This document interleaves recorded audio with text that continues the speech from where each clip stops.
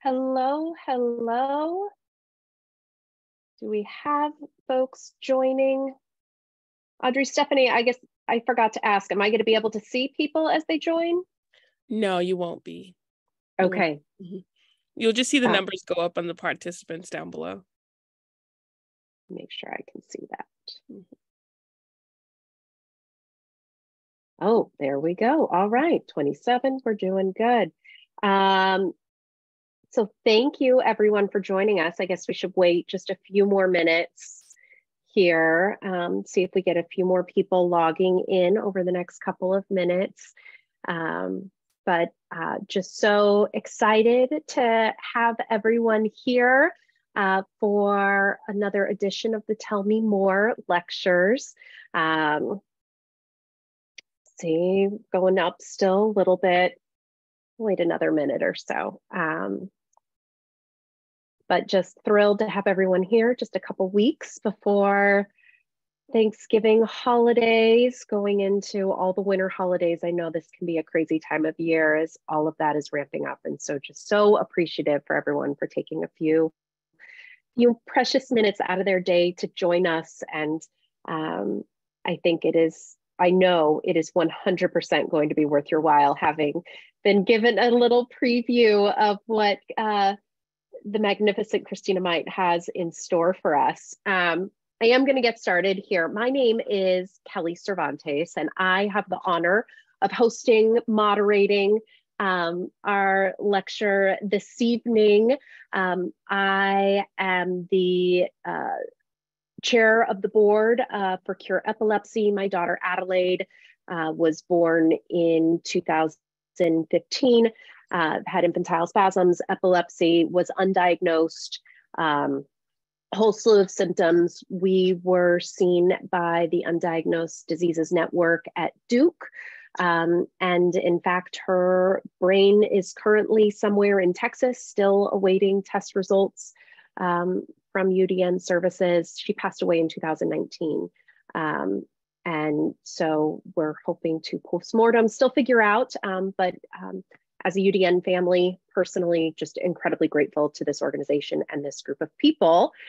And one of those amazing people who has kept so much of this organization afloat, specifically from the family perspective, is our speaker this evening, Cristina Casanova Might. I'm sure many of you are familiar with her and her beautiful face and brilliant mind and fierce advocate for all. She was telling me earlier that her children call her the dragon, not to them, but because they know she is that fierce when advocating for them. And I just sort of love that and will forever aspire to be a mama dragon. Like, screw the mama bear. Let's all be mama dragons.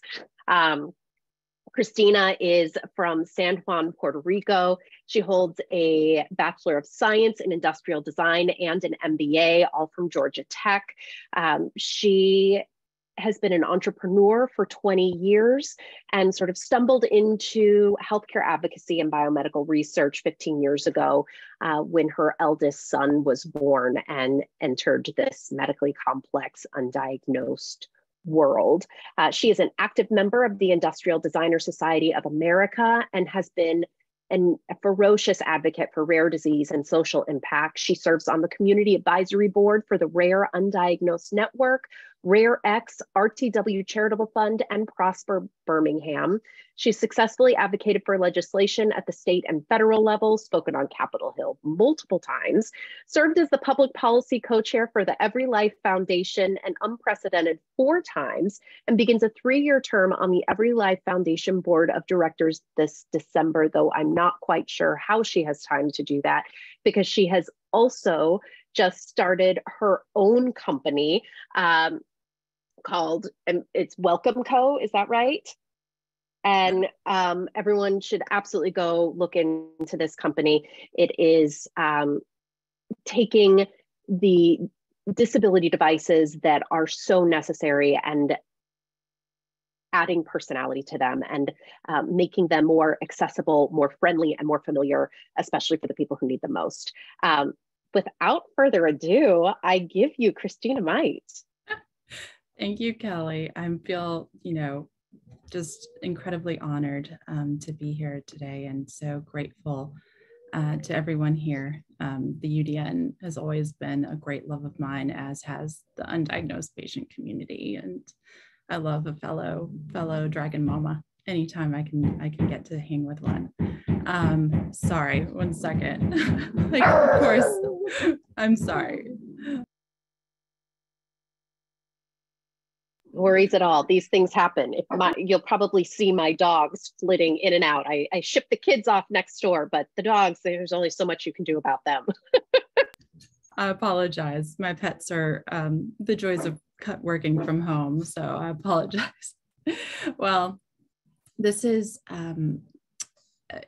typically the peer lecture series in the past has covered a lot of really great information on the state of, diagnostic technologies and therapeutics and science and medicine. And it's been a fantastic resource for the undiagnosed community. And so when I was reflecting on what would be helpful and given everything you've already heard, Paul really encouraged me, Paul Mazur, yes, Paul, I'm throwing you under the bus, has encouraged me to think beyond the science and medicine. And one of the things he said was that sometimes you have to say the quiet parts out loud. And so this is a little bit of an uncomfortable topic, but I think it's one that should be covered. It's that of what if you don't get a diagnosis? And I think that, that's a pretty relevant one for a lot of us. And, what are some practical tips beyond the science and the medicine? Because you still have to live this life. So first, I'd like to cover a little bit of my background, get into some of the tips and tricks for your own personal life, as well as maybe some tips for what you can do for the community. Because I think about this issue of what if you don't get a diagnosis a lot? Because first of all, there's a lot of people who sometimes, maybe not now, maybe now isn't the time for them, they don't get a diagnosis, or they might be misdiagnosed, or maybe they're adults who don't have the same access to diagnostic technology that children get and have insurance cover, or they might be from underserved communities, might not be close enough to a diagnostic center. Maybe they have psychiatric phenotypes because, somehow the brain is a less important organ, therefore we should not consider those, although that's changing thanks to the NIH and some of the wonderful new programs that are coming online there. And what about those who have left us and the importance of getting answers for them? So how do you function? How do you go day to day? What do you do when you're stuck in purgatory? So that's what this talk is about. How do you travel this journey? Because I have traveled it a lot, and it started with this little guy. This is my son, Buddy, Bertrand Thomas Might, and he was actually named after Bertrand Russell, who, the quote that I love from him is, "The good life is won, inspired by love and guided by knowledge." And he certainly embodied that quote, because I'm not gonna go over all the details of his particular case, but he was born in 2007. And,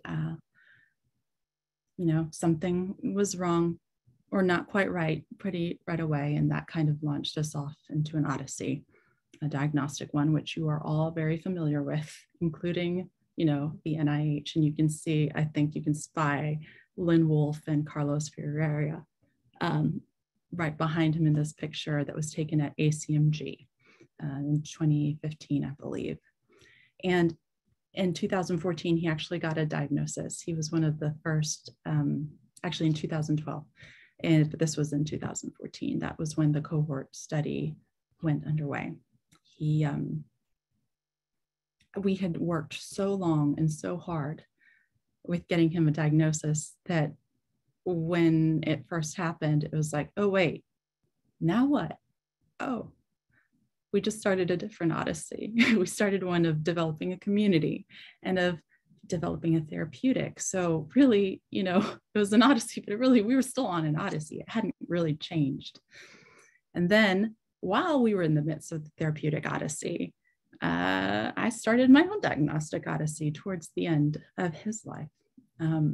And I love this photo. The reason I use it is because I was actually bedridden for 2 days after this photo, and I didn't feel better for like a week.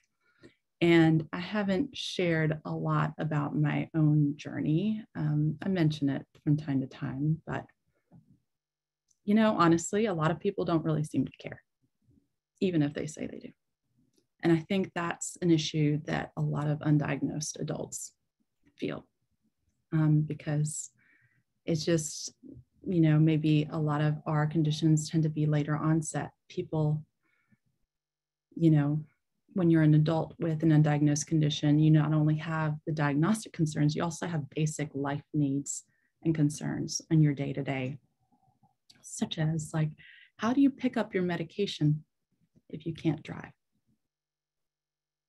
You know, it's pro tip, find a local pharmacy that delivers. But, you know, there's lots of things that you take for granted, such as, you know, electricity and running water and putting food on the table that, you know, when you're a pediatric undiagnosed person, it's, you know, that's taken care of by your parents. But when you're adult, you know, your parents have kind of moved on past that point frequently. And you may be used to performing at a certain level, and all of a sudden that disappears or changes. On a good day, it's humbling. On a bad day, it's downright humiliating and shame-filled. And, you know, one of those things is, you know, but you look fine, like you look great. But like right now, you know, I had my diagnostic odyssey and it was thankfully short. I'm still on my therapeutic odyssey because right now I'm accumulating liver damage at an accelerating rate, and I need to switch my medication soon and try another one. And, you know, so in a way, I'm still on an odyssey. So what I'm trying to get with this is there are many sides to the different pediatric and adult odysseys, and they're both, I mean, they just both suck. There's no way around it. And this is just from my own personal experience, but I wouldn't wish either on anyone. And some of the differences that I think are worth remarking on is, you know, in pediatric versus adult, oftentimes sequencing and other genetic testing is more easily covered. You have more access to geneticists and other resources. You know, when you have, I remember when Bertrand was about 4 years old, 4 or 5 years old, we had a little friend, Cole, my dear friend Nikki Heyer, told me, oh, you know, I wish Cole had a wheelchair because, you know, Cole, wonderful kid, had Dravet syndrome. And he also, it's a life-limiting condition. It's incredibly hard on her and on the entire family. But to everybody, he just seemed like a totally crazy, unruly 4-year-old. Meanwhile, I got lots of sympathy and people opening doors, and, you know, they did not extend the same grace to her and her child with an invisible disability. So that's an interesting, you know, contrast, if you will. You know, there's a difference between how we treat those who have birth onset or late onset, and, you know, differences between genetic or things that are set off by autoimmune, although I really do believe that many autoimmune conditions have a genetic onset. There's constant versus variable conditions that might change whether or not you're sick, degenerative conditions versus chronic ones. In Bertrand's case, he was the very first person in the world with his ultra-rare disorder, called NGLY1 or N-gly1 N-glycanase deficiency. Meanwhile, on the other hand, I have generalized myasthenia gravis, and there's a large, well-studied population and cohort. As a result, my diagnostic journey was relatively short compared to Bertrand's longer one. With Bertrand, we got to start the therapies because there wasn't any. And on my side, I got into the therapeutic odyssey because, yes, you know, there's a few medications that work, but it's varying degrees of like, which poison do you want to take? Like, it's, you know, which one will work best for you with the minimal amount of side effects. The difference between maybe being a caregiver versus being the patient themselves and being a parent advocate versus a self-advocate. And if you've ever had to, it's maybe, I know I'm not alone in this, oftentimes it's easier to advocate for somebody else than it is to advocate for yourself. And that is a very hard lesson to learn. And not to be depressing, but a lot of these situations and issues are not so much issues with science, but more so with society, with how we treat others. And there's a lot of things that need to change with how the undiagnosed community goes forth, but it's more than just science and medicine that needs to get done. So when it comes to day-to-day practical tips, I know many of you probably know all of these, but it's one of those things where it's like, do as I say, not as I do. But we'll go over these. I know I see Kelly laughing like, you know, trust your gut, because oftentimes, you know, when something's wrong or something's not right. It's up to you to speak up or say something. And, you know, I can't take credit for all of these because I did ask a lot of my friends, and it's just funny that literally every single one said the same things for this. And number one of all of them always said, trust your gut. And the next was like, care for yourself. Given that this is coming from somebody who basically got an autoimmune condition because when her son was in the ICU, I wouldn't eat or drink or sleep or go to the bathroom. It's easier said than done when you're on an Odyssey, and I know that. But when I say, you know, care for yourself, I specifically did not say self-care, because I feel like self-care indicates something like, I'm going to go on a spa day, I need some girl time, you know. Yeah, that would be nice, but how about we lower the bar a little bit? Because yeah, yoga retreat would be nice, but how about with drinking water? How about sleep and talking with your doctor if for some reason you can't get sleep? You know, eating if you forget to eat, or trying to eat more healthily if you have no problem remembering to eat. Getting sunlight, you know, stepping outside, especially if all you ever do is stay inside. It can be hard to do. Taking a moment to meditate or pray, have some mindfulness, even if it's just 5 minutes. And I know it's hard, but if your insurance will cover it, find a good therapist, you know, or, you know, speak to somebody you trust, because, you know, you need to take care of yourself, because an Odyssey is a marathon. It's not a sprint. And so you are, in fact, a living, breathing organism, not just your Odyssey. You are a human being. So you need to treat yourself with respect. And, you know, taking and asking for help is so incredibly hard for all of us. And I know many of us go through the situation where, you know, it'd just be easier for me to do it myself, because then I don't have to explain anything to anybody else. I don't have to deal with anybody else. I don't have to deal with their judgment. But sometimes you just need to. It's the entire experience is humbling, and no, you would not judge a friend for asking for help or for needing help. So please extend yourself the same grace. And that leads to giving grace to others and forgiving. Of course, you have to give grace to yourself and forgive yourself, because during an incredibly stressful and anxious time, we don't always see the best in ourselves or others. And so we have to give grace and forgive others, not just because it is good for them. It's really giving yourself peace and being able to move past that situation, because there might be that family member that really let you down, or that friend that you thought should have been there and supported you, should have shown up like you had shown up for them, and then they didn't. Or maybe that medical provider that, you know, for some reason, they are like not suiting your needs. And realizing that, you know, someone can be a good doctor or a nurse, but maybe not be the right fit for you. and that's okay.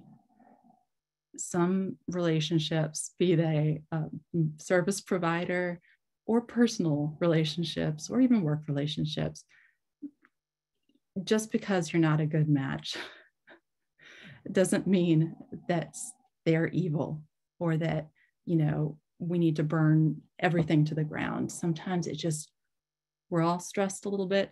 So let's just give each other some grace, let things go and move on, because there's enough on your plate to worry about when you're still going through a diagnostic odyssey that you don't need to add one more thing. Just let it go. So, which brings back to this idea that, your time and your energy, that energy that you spend, dealing with others or holding on to those negative forces in your life are not the best use of your time. Your time is incredibly valuable on this planet. Your mental and emotional and physical energy, whatever you have to give, are better suited to things that are constructive and giving you your best possible life and what's best for you and your family. So just always remember that.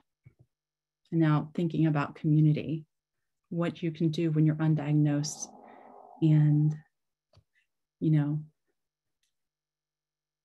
I feel like the undiagnosed community is a bit of the redheaded stepchild of the rare community, because we all start undiagnosed at one point, but then once you get a diagnosis, you just totally forget that you were once undiagnosed.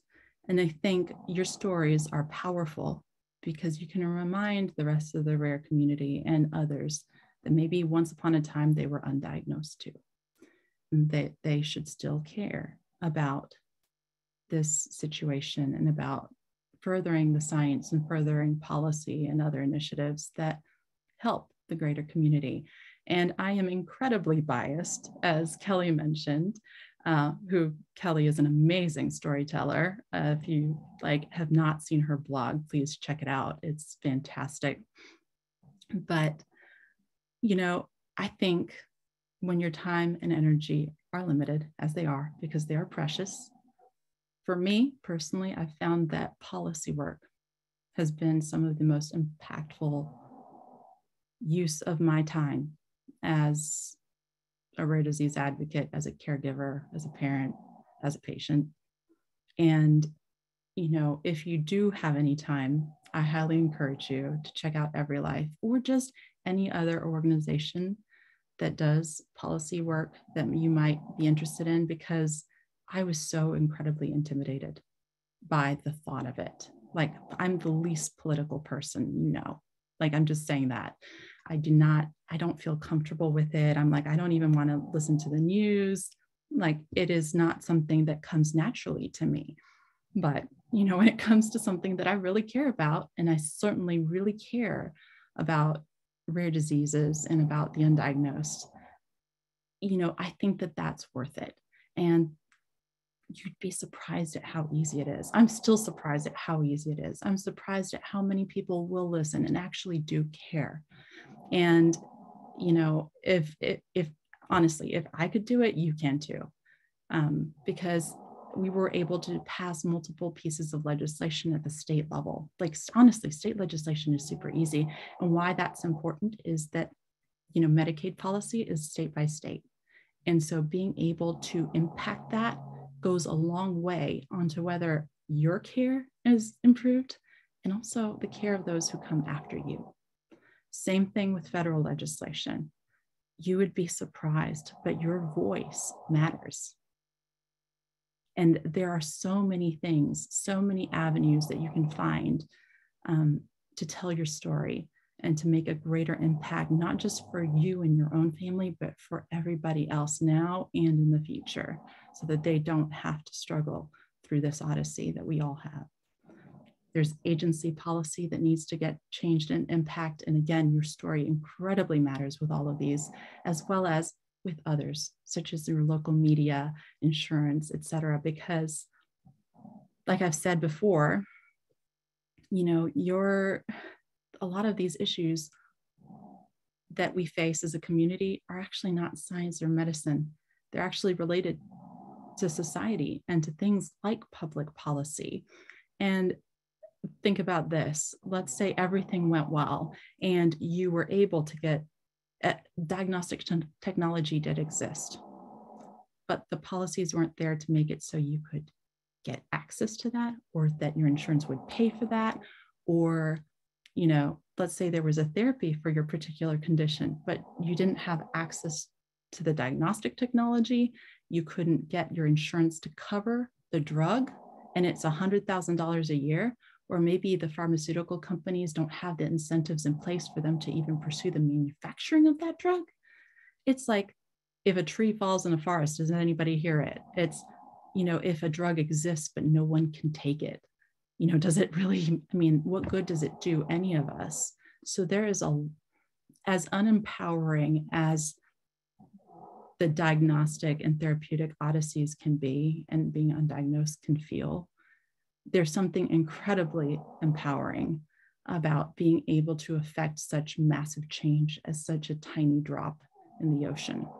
And that's why I encourage all of you, if you haven't already, please share your stories. And please, again, shameless plug, please check out the Every Life Foundation if you don't mind, because, you know, you get to deal with me if you do. So it's fantastic, and other fantastic human beings there.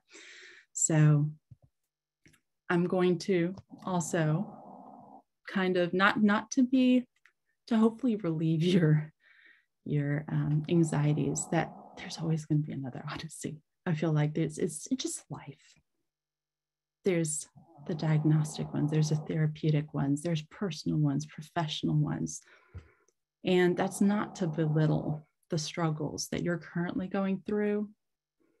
It's to just give you some perspective that you do have time to breathe and to be present, and to hopefully, you know, embrace your loved one while you still have a chance. Take that time, maybe, you know, Google a little bit less and hug a little bit more, because, you know, if it's already taken so much from you already, don't let it take more. And I always, since Buddy was a little kid, I was like, since 2007, actually around 2008, I started praying multiple times a day to, like, grant me the serenity for the things I cannot change, the courage to change the things I can, and to please have the wisdom to know the difference. And this has been just a little, like, drop of my wisdom that's been, unfortunately, a pretty hard one.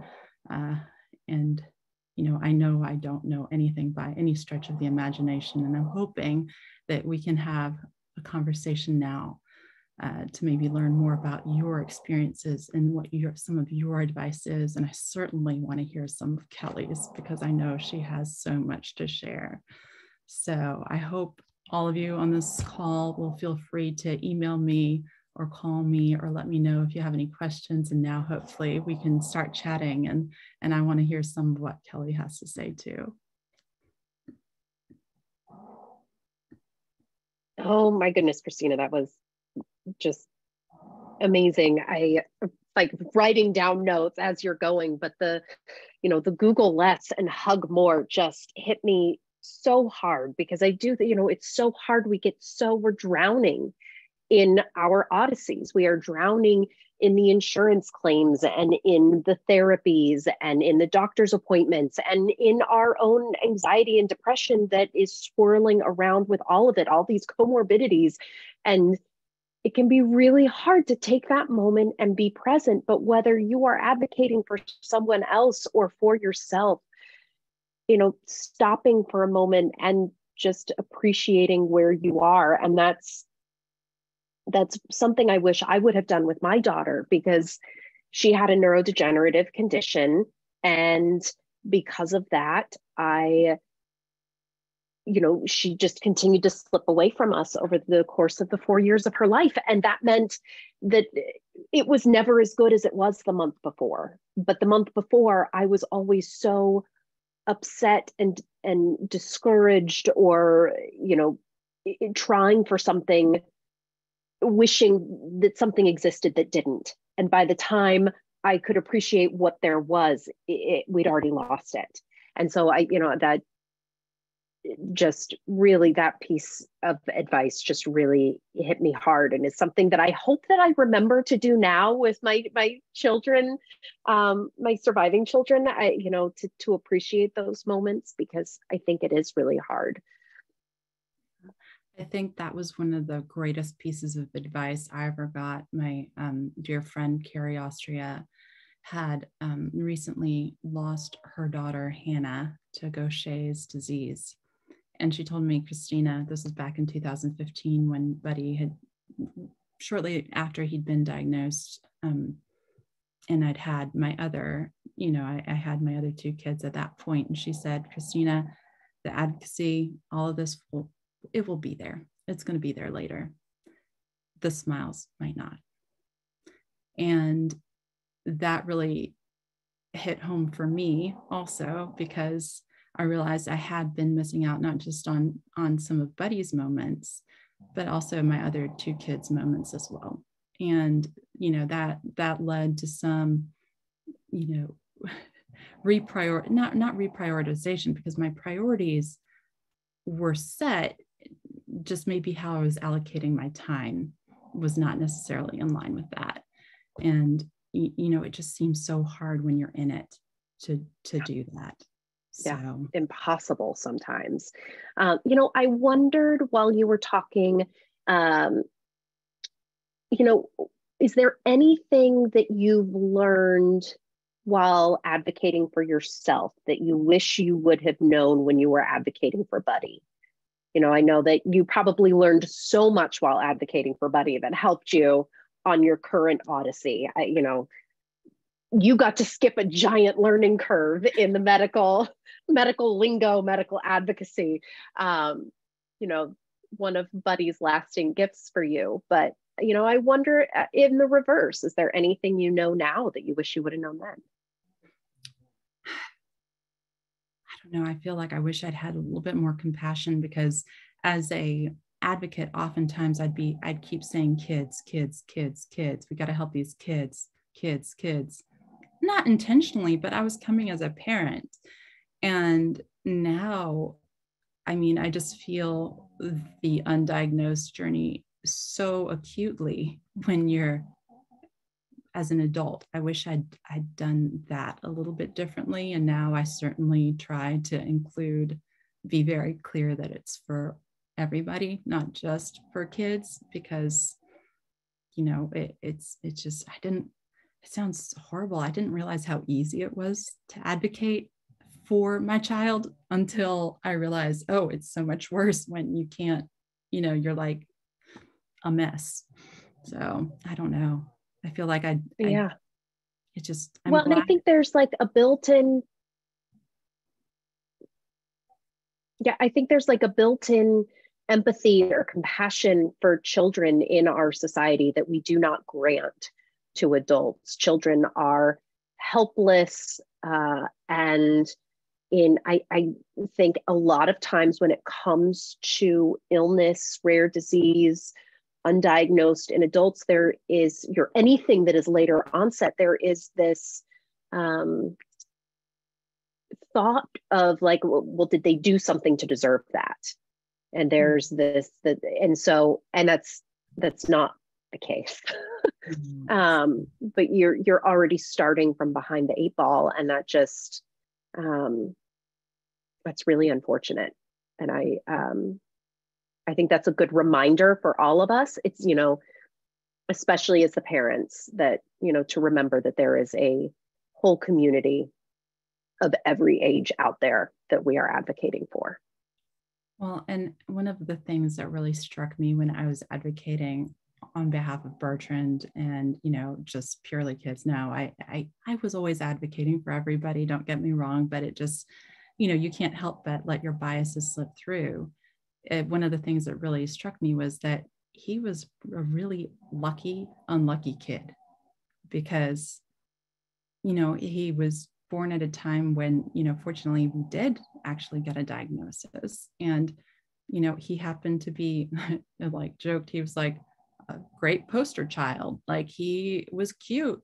He had a good smile. Like, he, had slight dysmorphisms, but it wasn't too dysmorphic. And he had two parents who were, relatively attractive and well-spoken and da da da da da.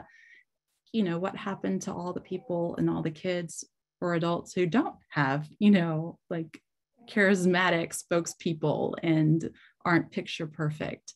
And what do we do about them? The ones that, their moms might be working, 2 jobs, and they might have 5 other kids, and they're just trying to put food on the table. English isn't the first language. Exactly. Yeah.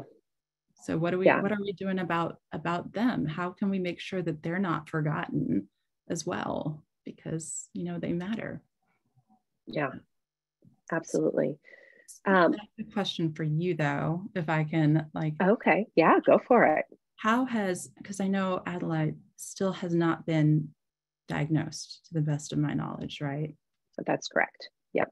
How did that affect you and your family? And do you feel like the lasting repercussions of that? I do. I still have hope that a diagnosis is out there for her, because we do have this brain sample. And so my hope is that science will eventually catch up and we will find a diagnosis, because, everyone has a diagnosis, right? It's just a matter of when science catches up to figure out what that is. So the piece that, in the beginning, when we were originally hunting for a diagnosis, I think, yes, I was hoping for treatment. Clearly she has passed away. And so I'm no longer hoping for a therapeutic. But I was also at a certain point looking for community. Mm-hmm. And I found some community in the undiagnosed. And then I when we weren't going to get community from a diagnosis, I found it within the epilepsy community primarily. And that became a great home for us. So we found community elsewhere. I think right now, my biggest hope for finding that diagnosis is because I want to be able to know if it's something that my son needs to worry about for his children. Like, is this genetically something that can be passed down that other family members need to be aware of? And, was it a fluke thing? Was it, we think that it was probably a weird mix of my husband and I's genes, and we just got super unlucky with how, what genes came through. And because of that, we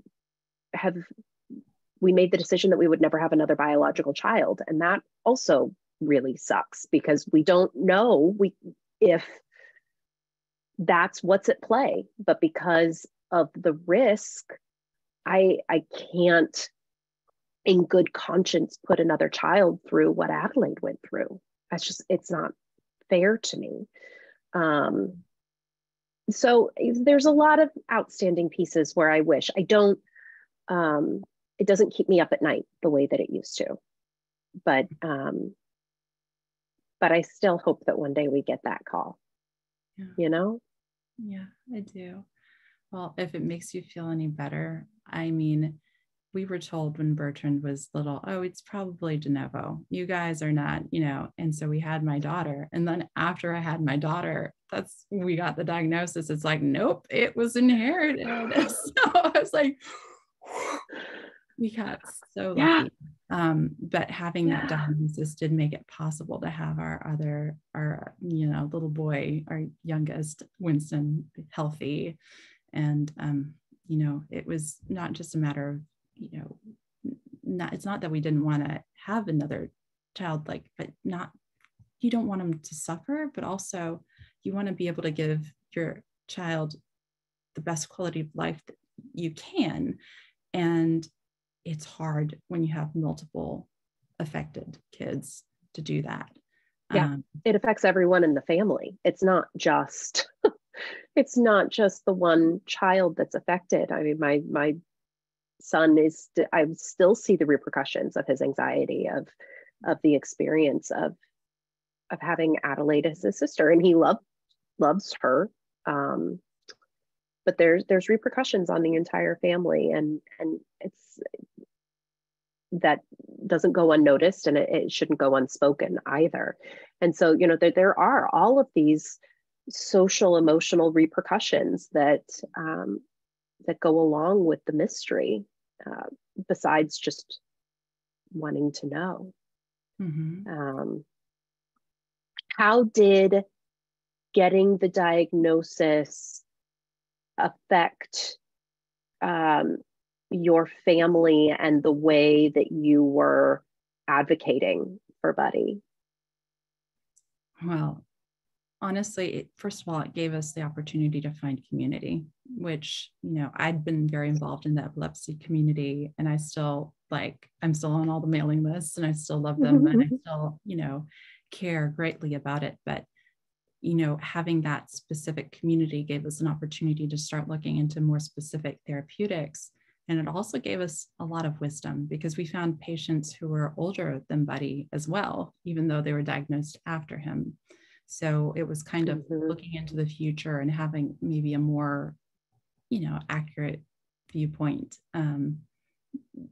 for what that might look like, and to get knowledge and wisdom from other moms who'd been there before. And, to your earlier point, one of the moms, an older Italian mom who's awesome, let me know that, she'd had 2 kids, and it took a while for her daughter to be diagnosed. But now, as a result, her unaffected child doesn't want to have kids. She's refuses. She's not going to have kids. She's not going to, whatever. And she's she wanted to be a nana, she wanted to be an Italian nana. And now her one remaining child that's alive doesn't want to have children in any way, shape, or form. And she said, don't do what I did, because I spent so much time on, Louisa's, condition and taking care of her, that I sometimes feel like I neglected Simona. So to spend a little bit more time, being aware of the repercussions on the entire family, not necessarily the affected child. So I felt like that community, that wisdom was so incredibly valuable, more so than just, symptom management, right? There's more than just the science side of this journey. There's the human side. Yes. 100%. 100%. I couldn't agree with you more. I do want to give you an opportunity, and then I do want to open it up to questions from all the folks still listening. But I did want to give you an opportunity to talk about Welcome Co. And the amazing work that you're doing as an entrepreneur. Oh gosh, this is embarrassing. But thank Not you. At all. Not at all. Own it, girl. Well, it's funny because we waited to open it on the day that we lost Buddy. That was the first official day. And it's actually one of the first benefit corporations in the state of Alabama, because we employ people of all abilities to hopefully make the world better for others like them. So it's about making the world a more welcoming place by creating thoughtfully designed products and curating thoughtfully designed products that, are for accessibility and inclusion, and as well as some media content as well that just makes it okay. There's so many products that I wish had been around when Buddy was little, that when I went to look for them, just left me feeling really depressed and hopeless, because, the model. Like what kind of products? It's the hospital bed, ugly, hideous brown, some of the IV poles, some of the medical, the storage systems, it was just, and then the models were always some 80-year-old guy, and it's my son is this happy, bouncing, adorable kid, he needs to be seen. And so I ended up modifying a lot of his things, because I'm an industrial designer by training. And so his room always felt happy. It felt like a little kid's room. I even designed a fish tank that was, when I looked back on the, 13, almost 13 years that I had with him, and I thought about what had really improved his quality of life. I'm ashamed to say it wasn't the research, it wasn't the diagnosis, it wasn't the advocacy. It was actually the fish tank. And it was the room that his brother and sister loved to be in, and that, it wasn't scary or intimidating. It didn't look like a hospital room. It just was fun. And so a lot of my friends had asked me and were asking me to help with their rooms. And I'm like, this does not scale. Like, I am one person. So to be able to create beautiful products and beautiful things that help people be seen for who they are, rather than be seen for their conditions, is something that, really resonates with me. And I'm excited to hopefully start making some lives better today. Yes. Because, be present, like enjoy this moment instead of someday maybe, because, we're here. So we should. Amazing. You're doing incredible work, both in like every aspect that you possibly can, and while having a rare disease on top of it all. I'm not quite sure how you do it, and I could probably talk to you for hours, but I'm going to let someone else jump in and talk to you as well. So let's see here. We've got a couple of questions here. Stephanie Fisher says that she is so excited to hear Cristina is joining the Every Life board. So there will be 2 adults living with rare disease weighing in on policy and priorities. I think, it's such an important topic. It's such an important, to be represented, to have representation. And I see this a lot in the disability community where, us mama dragons, we're loud and proud, right? But sometimes we have a bad habit of drowning out the voices of those who are living it personally. And that's tough. I think I agree with you, Stephanie. I think it's amazing. Oh, you're so sweet. Well, and I don't think it's drowning out. It's just hard to raise your voice if you happen to be in a hospital bed. Like, if you happen to be inpatient. That's true. That's like, fair. It's very, it's challenging from that perspective too, because I don't blame the mama dragons, but it's something to be aware of for sure. Thank Absolutely. you. And then an anonymous attendee has written, how long should we wait for a diagnosis from the UDN? Are there other things we could be doing? And how did the diagnosis come for your child? Well, actually, my son's diagnosis came from the UDN site, the Duke site, wonderful site. Dr. Vandana Shashi and Kelly Shook and others, they're phenomenal. And it was before it was called the UDN. So it was a kind of a precursor to the UDN. They, I guess, what should we be doing other than that? I guess, working with your medical team. It's not really a problem. It's the UDN is fantastic. Like, you are actually in great hands. The technology is ever changing, and it's just hard. I don't know, Kelly, what would you do? Because you lived that. Yeah.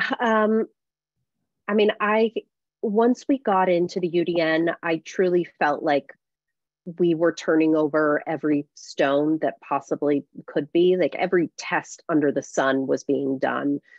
Genetics was being rerun, a lot of stuff that had, we were repeating things. Unfortunately, we can be limited by science, and that's it. A really tough pill to swallow. That is a really hard thing to come to accept. And it took me years and years to accept that we don't know everything. And that the answers may not be out there. And that accepting that fact doesn't mean giving up. Mm-hmm. That accepting that just means that you are going to live with that knowledge and then still keep fighting and still push forward, still ask questions, still, Google, go on your Google dumpster dives, but take time to appreciate smiles. You don't stop fighting, but you can accept that there are limitations to where our science stands currently. And it's hard. We never got a diagnosis for Adelaide, but I still have hope that we will someday. What was the process from when Buddy entered into the system at Duke until you got a diagnosis, Cristina? It was almost a year, but before then, I'd basically taken him everywhere. I'd Baylor and Johns Hopkins. I'd taken him to the NIH before. I'd taken him to Cleveland Clinic and all kinds of things. So it's almost like a double-edged sword, because we are, like, once upon a time when parents, something was up with their child, that was it. Okay, take them home, love them, that's it. And now we're in this age where it's like, yes, I will love my child, but I also want answers, and I want to make their lives better, and I want to do everything that I can. And there's absolute, I was on that train, and I still am on that train, and I think it's fantastic. You just have to also balance it with the fact that, yes, we are at the point where we're getting some answers, we're just not necessarily getting all of them. Right. So it's hard. Another question here from Christine McGarvey. Both my daughter and I have an undiagnosed disease. Do you have any suggestions on how to prevent feeling overwhelmed from all the medical appointments, insurance, etc.? Gosh, this sounds horrible.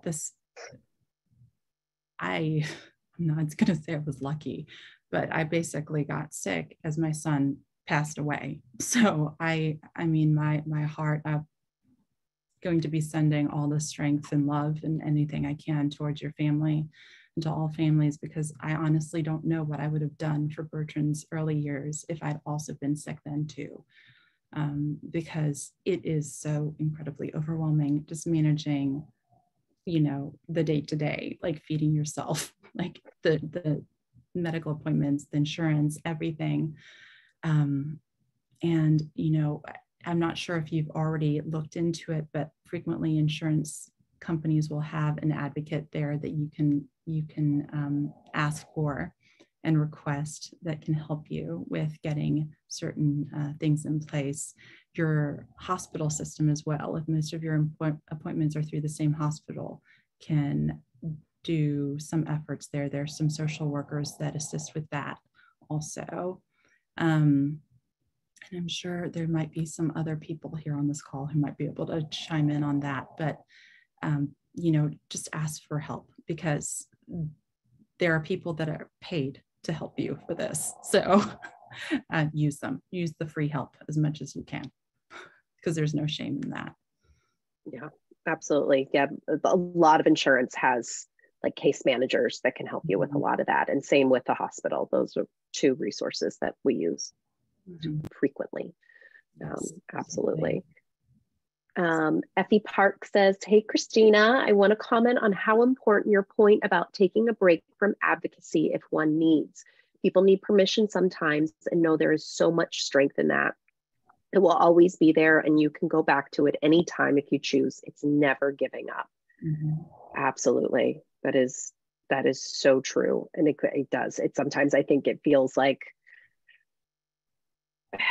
it feels like you're being selfish, or it feels, no, you're disagreeing with me. I would step away and I would be like, I should be doing more. I need to be doing more. I'm not doing enough. And now I look back on it and I'm like, goodness gracious, Kelly, like, you were doing everything that you possibly could. I don't know where I thought more hours in the day were going to come from. Absolutely. And I wish I would have done less and just been with Adelaide more. it's one of those things where I think there's so much guilt, and now even in society, just even if you don't have an undiagnosed child, because if you're not doing everything perfectly, what's wrong with you? And just overall, we need permission to take a break, because it's always going to be there. It's not the end of the world if it doesn't get done today. If you don't already have your Christmas decorations up by November 16th, guess what? Oh, it's going to be okay. Or your holiday decorations. It's going to be fine. You can take a break. Just, it's not giving up. It's pacing yourself. I do think that is one incredible gift that comes along with this rare disease undiagnosed medical card that we all, fortunately, unfortunately carry around in our wallets, is the gift of perspective. It certainly helps focus and crystallize what is important and what is not in life. And I still think we get lost in the weeds of a lot of it, but I quickly realized that, forgetting to put something in my son's backpack was not the end of the world, or, ordering dinner in another night in a row, everyone was going to be okay, or making mac and cheese for the, fourth time in 2 weeks we were going to be fine. All of those pressures that come along, not being the class mom because I couldn't commit to it. What if Adelaide was in the hospital? All of these things, you get that perspective about what really matters in life. Mm-hmm. Absolutely. I think that perspective serves you going forward. And actually, I'm not sure if you've ever read Notes from a Dragon Mom. No. It's a great New York Times op-ed from a few years back. And that's actually when I adopted the dragon. So I always have lots of dragon symbols, which then resulted in my kids calling me Dragon Mom, which ironically is the mother of a child who's terminally ill. And so you are in fact a dragon mom, Kelly. And, we couldn't be in better company. I think it's a, that's the kind of perspective that I wouldn't wish on anybody, but I feel like the world needs a little bit more of. Yeah, I've written that down. I'm going to go Google that this evening and take a look at that. I want to give one more last option or invitation to anyone who may have any other questions, but I do believe we are coming up on the end of our time here for this evening. I love sorry, I'm going to interrupt that. One of the things that I love from my dear friend Paul Mazur said, and sometimes you need to be told to take a break. Told with love, he says. Told with love, all the love in the world, for your own sake. We're cutting you off. Take a break. Go take a nap. Amen. Just so appreciative to everyone at the UDN for making this evening happen. Specifically Audrey, Stephanie, and Paul Mazur. You guys are incredible. Cristina, thank you so much for sharing your wisdom, your hard-fought wisdom, and your perspectives as both a patient advocate for your son and for yourself. You have such a unique perspective, and I think this community is so grateful that you're willing to share it. Oh, thank you. And I'm serious. Please reach out at any time.